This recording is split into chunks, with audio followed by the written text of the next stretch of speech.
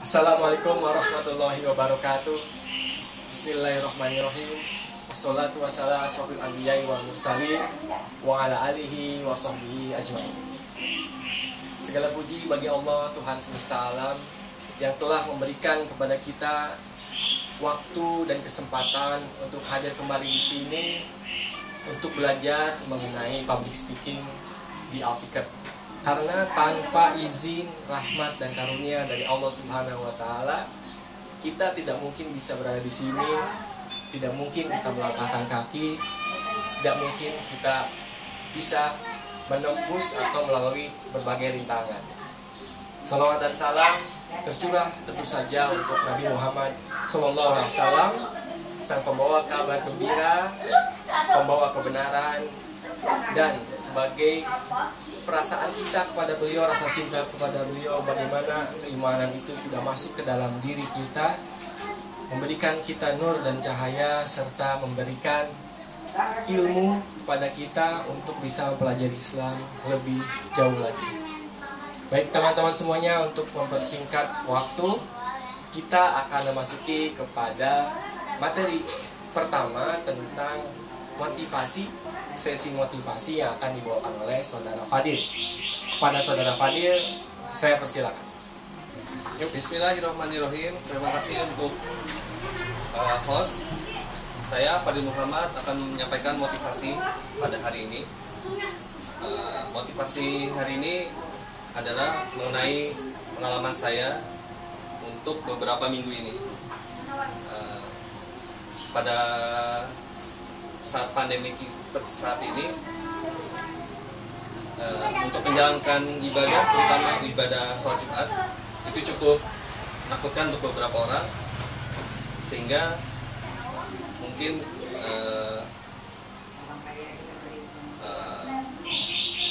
pemikiran orang pada saat di masjid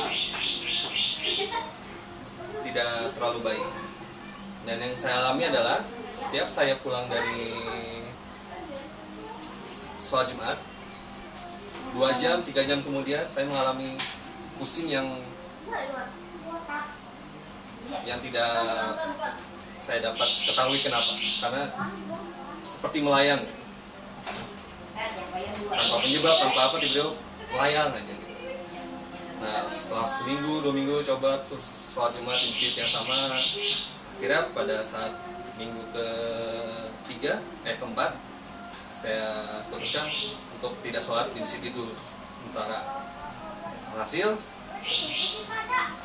pada sore hari tidak merasa pusing, tidak merasa apa.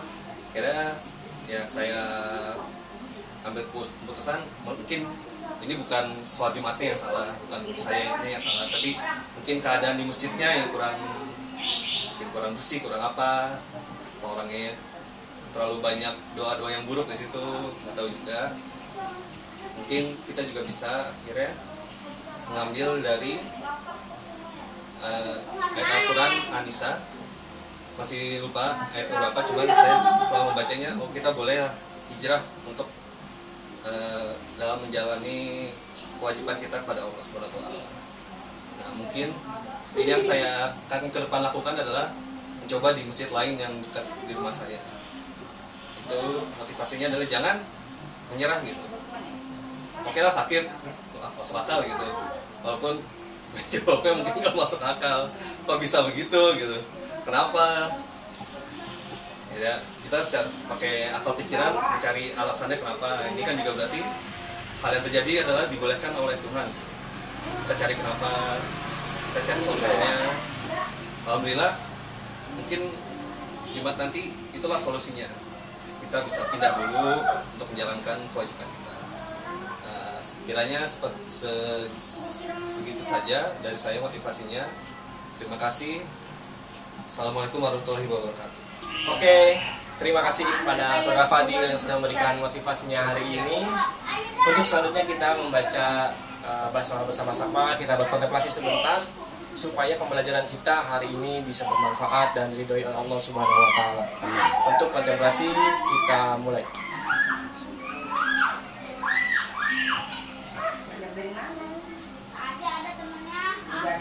Selesai. Terima kasih teman-teman semua. Untuk selanjutnya kita akan masuk ke materi inti yang akan dibawakan oleh Ustadz Muhammad Toat. Kepada Ustadz Muhammad Toat, dipersilakan. Ya, baik, terima kasih Mr. Andi. Luar biasa, alhamdulillah hari ini kita bisa bertemu kembali ya. Tapi saya buka dulu dengan salam tentunya. Assalamualaikum warahmatullahi wabarakatuh. Waalaikumsalam. Alhamdulillahirabbil alamin. Allahumma shalli ala Muhammad wa ala ali Muhammad. Alhamdulillahirabbil alamin.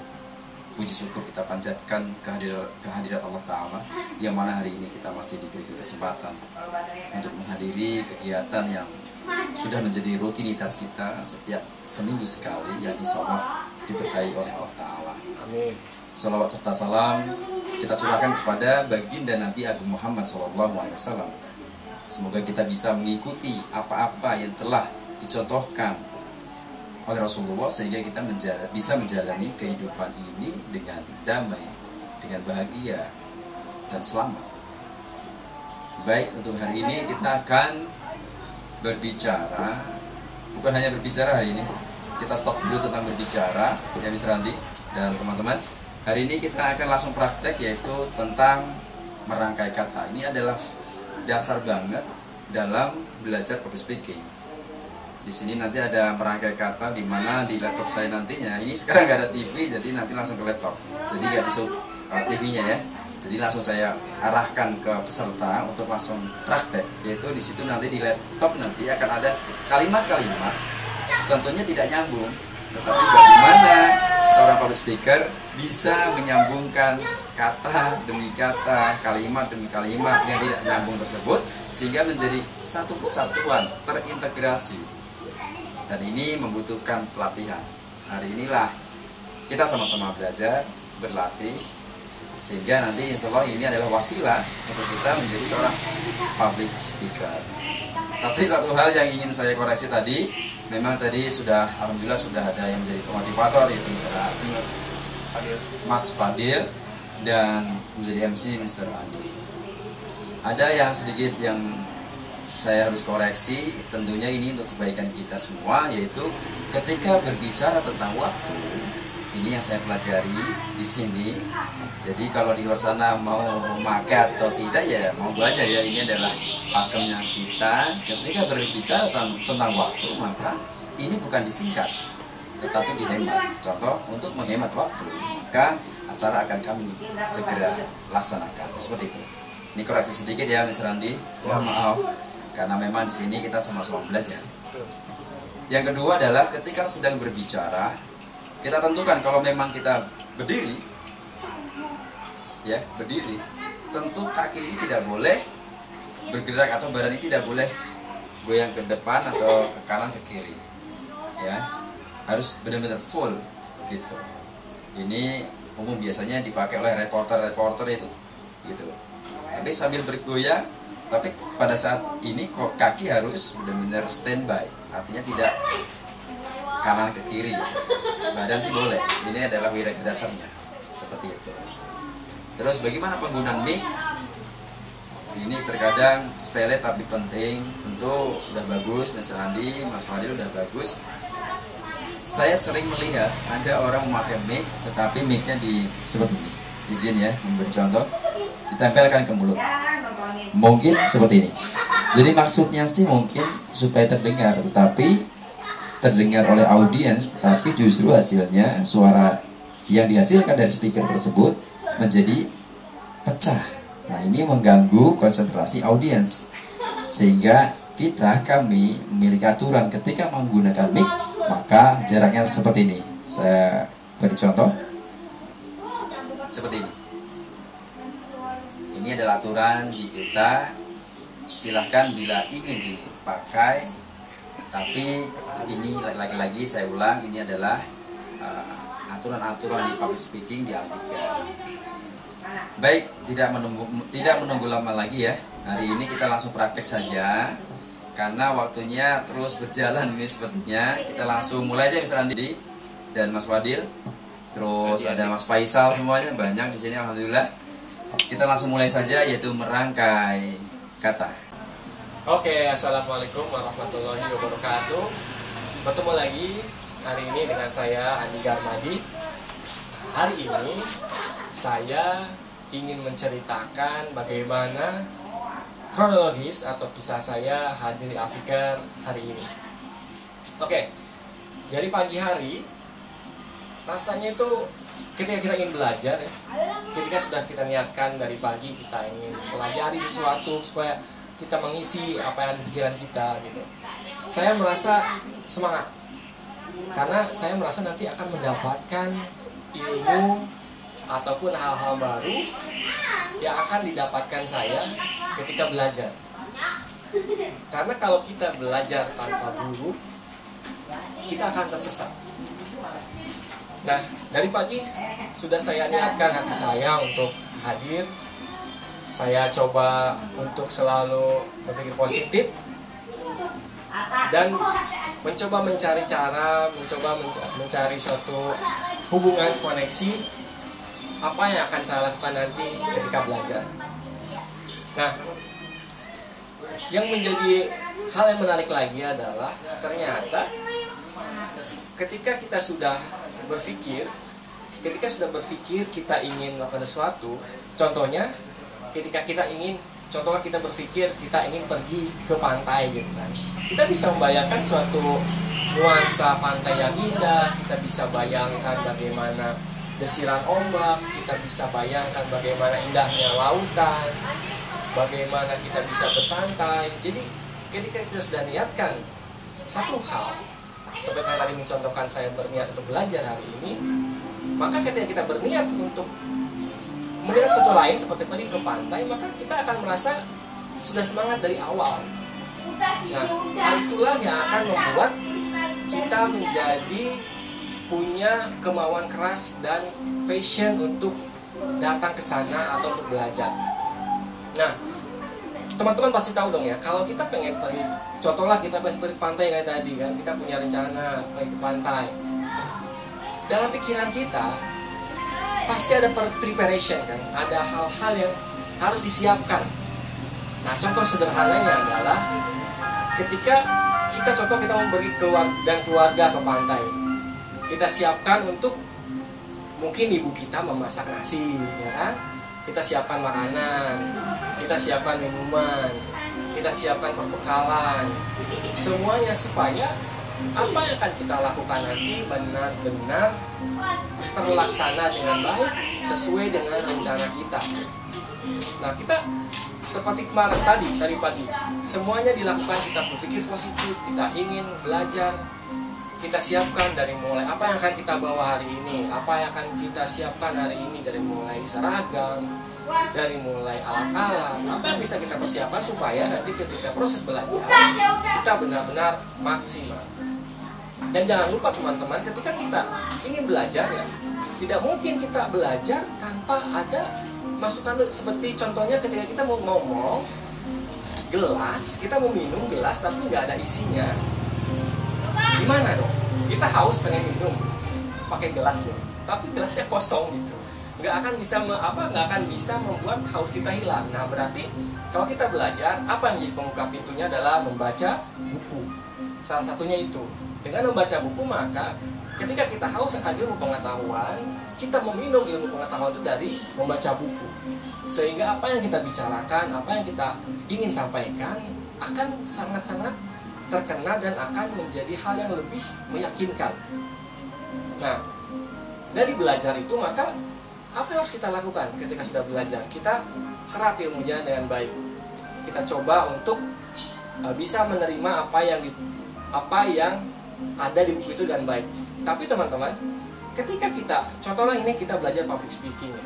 Kita sudah dapat ilmu, kita sudah belajar, kita sudah dapat persiapan. Ada kalanya ketika tampil seperti ini, gugup itu ada. Kita merasa deg-degan. Gimana caranya supaya kita ini bisa deg-degannya selesai nih? Gimana supaya apa yang kita rasakan itu tenang? Biasanya orang persiapan yang pertama dilakukan adalah kita tes nih, perut kita oke nggak? Gimana cuma caranya kita tes dulu nih, perut kita oke. Kalau kita bermasalah dengan perut, kita bisa pergi ke toilet dulu nih, supaya nanti ketika teman-teman belajar public speaking, ketika teman-teman tampil contohnya seperti ini, kita lagi praktek, ya kita ke toilet dulu, kita pergi toilet, upayakan kita tenang, upayakan kita bisa relax, supaya nanti ketika kita praktek semuanya bisa maksimal. Jadi Baik, bagus. koneksitasnya itu benar-benar kita jalin dari mulai kita persiapan, terus gimana kita menyiapkan diri kita, menyiapkan ilmu kita ketika kita mau menyampaikan dan belajar dengan tekad yang kuat, maka kita akan mendapatkan ilmunya dengan lebih lengkap lagi, dengan preparationnya lebih baik lagi. Mungkin itu sedikit sharing dari saya, semoga bermanfaat. Terima kasih. Wassalamualaikum warahmatullahi wabarakatuh. Assalamualaikum warahmatullahi wabarakatuh. Perkenalkan, nama saya Fadil Muhammad, salah satu anggota Fikr yang sedang belajar.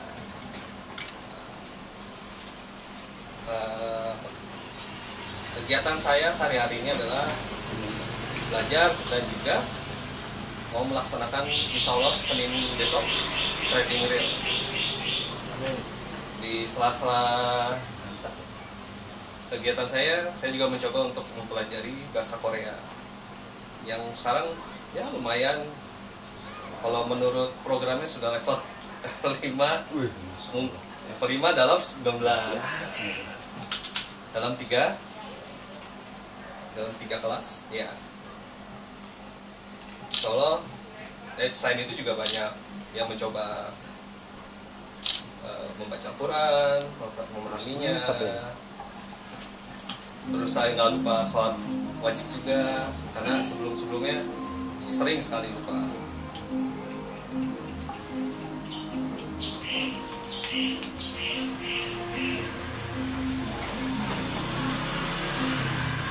Mungkin seringan kelupaan sholat wajib itu juga dulu disebabkan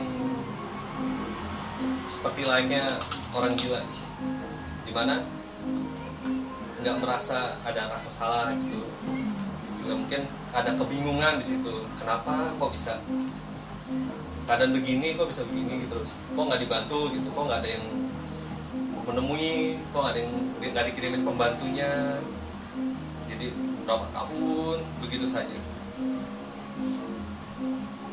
Akhirnya sekarang alhamdulillah setelah tahun ini 2020 bertemu di Al-Fikr, akhirnya bisa mulai memahami kebesaran Tuhan.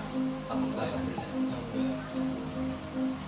Udah mulai mencoba pelan-pelan untuk beriman kepada Allah Subhanahu wa Ta'ala. Tapi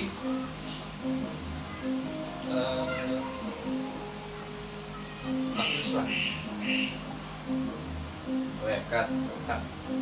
Susah. Nggak apa-apa, udah bagus. Sampai 2.